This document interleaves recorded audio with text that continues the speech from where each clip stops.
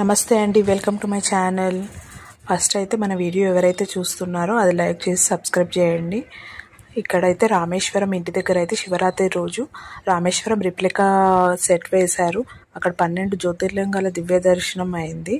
ఇక్కడ ప్రతిష్ఠించారు లింగాలని. అక్కడ ఉపవాసం ఉన్న వాళ్ళు, జాగరణ చేసే వాళ్ళకు అక్కడ చాలా బాగా అరేంజ్ చేశారు. స్పాన్సర్ చేసిన వాళ్ళు బ్రహ్మకుమారిస్ మెడిటేషన్ సెంటర్ వాళ్ళు స్పాన్సర్ చేశారు. అక్కడ వాళ్ళు ఉపన్యాసాలు ఇచ్చుకుంటూ ప్రవచనాలు కూడా ఇచ్చారు. రాత్రంతా సెలబ్రేషన్ తోటే జరిగిపోయింది. ఇక్కడ ప్రతి అవతారంని చూపెట్టారు. అక్కడైతే చాలా డివైన్గా అనిపించింది. నిజంగా రామేశ్వరం వెళ్ళామా అన్నంత సాటిస్ఫాక్షన్గా ఉండింది.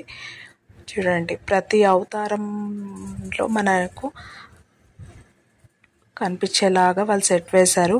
లింగాన్ని కూడా ఎలా ప్రతిష్ఠించారో చూడండి. నిజంగా మనము అక్కడ 12 జ్యోతిర్లింగాలు చూసినట్టయితే నిజంగా అక్కడికే ఆ రాష్ట్రానికి వెళ్ళి చూసినంత హ్యాపీగా ఫీల్ అయ్యాము. అక్కడికి అంత దూరం 12 జ్యోతిర్లింగాలు మనం దర్శనం చేసుకోలేము కాబట్టి అక్కడ ఆ రాష్ట్రాలలో స్వామి ఎలా దర్శనమిస్తారో, ఆ లింగం ఎలా ఉంటుందో మనకు తెలియదు కాబట్టి ఇక్కడ చూసినట్టయితే చాలా బాగా అనిపించింది మాకైతే. చూడండి, చాలా పబ్లిక్ అయితే చాలా వచ్చారు. ఈ సెట్ అంతా నిజంగా చాలా బాగుందండి. మీకు కూడా నచ్చినట్టయితే కామెంట్ చేసి లైక్ చేయండి. ఇక్కడ కొంచెం రిఫ్రెష్మెంట్ కోసం కూడా కొన్ని గేమ్స్ పెట్టారు. చూడండి, సోమనాథ్ గుజరాత్లో మన స్వామివారు ఇలా ఉంటారు లింగము. ఇక నెక్స్ట్ వచ్చేసి ఈ లింగము. మనకు ఆ లింగాన్ని గురించి కూడా కొంచెం ఇన్ఫర్మేషన్ అయితే ఇచ్చారు. మల్లికార్జున స్వామి శ్రీశైలం, మీకు ఆల్రెడీ ఇది చాలామంది వెళ్ళుంటారు. ఈ లింగం వచ్చేసి మహాకాళేశ్వర్, మధ్యప్రదేశ్. ఇదైతే ఎవరు చూసుండరు. అక్కడ స్వామి ఇలా ప్రత్యక్షంగా ఉంటారు, ఓంకారేశ్వర్.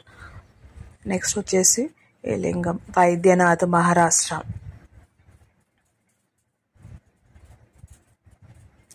నెక్స్ట్ వచ్చేసి ఇది ఎక్కడ అంటే భీమశంకర్, ఇది కూడా మహారాష్ట్ర.